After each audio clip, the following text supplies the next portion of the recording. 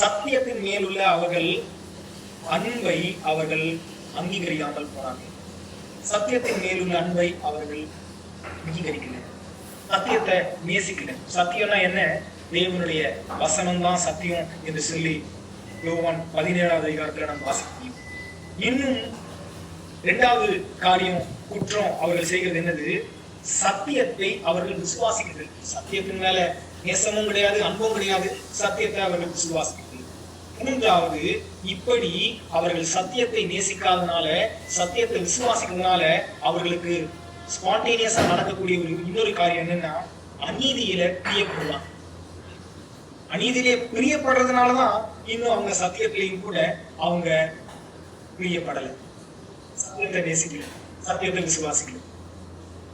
இது வைஸ் வேர்சாவாகவும் கூடி இருக்கிறது. அதான் நம்ம பார்க்கிறோம் 10வது வசனத்துல சொல்லப்பட்டதுனால